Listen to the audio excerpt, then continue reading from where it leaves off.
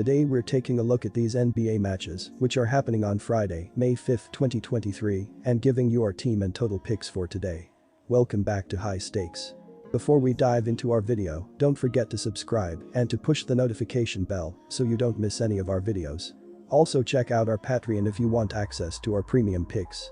Our Patreon is a way for us to help you improve your chances of making more money, and if you are interested in props and parlay picks, check out our new channel High Stakes Props and Parlays, where you can find our player props and parlay picks predictions. You will find the link to our Patreon and to our new channel in the description and comments section below. Boston Celtics vs Philadelphia 76ers. The Celtics needed to win Game 2 to avoid going to Philadelphia down 0-2. The Celtics answered in a big way, they won every quarter against the Sixers and led by as many as 36.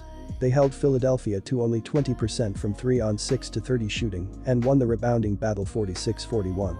Brown had 25 points and 4 assists, and their second leading scorer came off the bench as Malcolm Brogdon had 23 points and 6 rebounds. Brogdon has put together 2 strong performances against Philly. He scored 20 in Game 1 and only averaged 14.9 in the regular season. Jason Tatum had a surprisingly quiet night. The first-team All-NBA performer from last season only scored 7 points on 1-7 shooting from the field and was in foul trouble much of the game. Starting guards Marcus Smart and Derek White both added 15 points, and reserve Grant Williams knocked down 4 threes off the bench for 12 points. Joel Embiid received his first MVP award Tuesday night and made his return to the lineup after missing Game 1 with a sprained knee. The return did not go well, as the MVP only scored 15 points and grabbed 3 rebounds in 27 minutes as the 76ers lost by 34. Embiid averaged 33.1 ppg and 10.2 rpg in the regular season and will need to return to that form for Philadelphia to be successful in this series. Philadelphia has 4 players averaging over 18 ppg in the postseason. In Game 2, no one on the roster scored more than 16 points. This will not happen again, especially on their home floor. Expect Embiid to return to form in this game, as he has been playing well below his season averages. The MVP has the size advantage inside, as he is much taller than the 6'9" Al Horford, and Robert Williams III has only been playing 22.3 mpg this postseason. When Embiid is engaged offensively, it spaces the floor and creates more opportunities for Harden, Maxey and Harris. Tobias Harris has quietly been playing very well this postseason, averaging 19.2 ppg as a 4th offensive option. The 76ers host Game 3 and won their home playoff games against Brooklyn by an average of 16 points. I expect Philly to bounce back here in a series that could potentially go to 7 games. Take Philadelphia with the plus 1.5 points at home. Philadelphia only scored 87 points after averaging 115.2 ppg in the regular season. Their 4 big scorers all had modest games, as Tobias Harris led the way with 16 points, followed by Embiid with 15 and Therese Maxey with 13. After scoring 45 in Game 1, James Harden came back down to earth, only scoring 12 on 2-14 shooting and going 0-6 from 3. 9 players came off the bench to get minutes, but no one scored more than 6 points. Harden and Maxey are tied for the team lead in PPG this postseason with 21.0 ppg. Embiid is only averaging 18.8 ppg, which isn't terrible, but it is 15 less than he averaged in the regular season. Philadelphia has no players on their injury report, though Embiid may not be back to 100% yet. The 76ers rank 3rd in offensive efficiency and 9th in defensive efficiency. Their tempo is ranked 27th as they are one of the slowest teams in the league based on pace of play.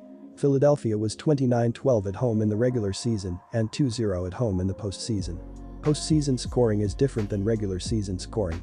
The defenses are constantly locked in, and more importantly, the refs are allowing more physical play. This leads to less free throws and more time running off the clock. Philadelphia has hit the under in 4 of their last 5 games, including Game 2. I expect a strong showing from Philadelphia here, as Embiid returns as a top-level rim protector. He had 5 blocks in the last game. Philly also plays very slow when Embiid is in the lineup. They play at the 27th fastest tempo in the league. The under is the play. Denver Nuggets vs Phoenix Suns. Denver got 39 points, 16 rebounds, and 5 assists from Jokic in that Game 2 win, as the 17-for-30 shooting night he had saw plenty of guys step back out of the way. Not getting secondary contributions when Jamal Murray goes 3-for-15 like he did in Game 2 could be problematic for the Nuggets at times going forward, but for now it's a 2-0 series lead. Those two guys taking 45 of Denver's 76 shots in Game 2, 59.2%, gets a little lost in discussion because of the volume shooting the duo of Kevin Durant and Devin Booker are doing for Phoenix, but it's likely not sustainable in the same sense that the Durant-Booker output gets discussed. Both teams need to find some sort of consistent secondary scoring help, and Denver's going to absolutely have to have it at least once if they want to steal one of these next two games in Phoenix. Remember, that 125-107 win in Game 1 was about as smooth as it comes for this Denver team, and that day saw Jokic only put up 21 shots, while Aaron Gordon, Michael Porter Jr., Kentavious Caldwell-Pope, and Bruce Brown put up 13, 9, 8, and 11 shot attempts respectively. Not one of those guys shot the ball more than 8 times in Game 2. The point spread has slightly moved in Denver's favor thanks to the Chris Paul news and Phoenix's lack of depth getting exposed, but winning tends to mask issues as well, and the fact that Denver's so reliant on their superstar duo is a troubling undercurrent I can't ignore for the Nuggets in this series, at least not yet.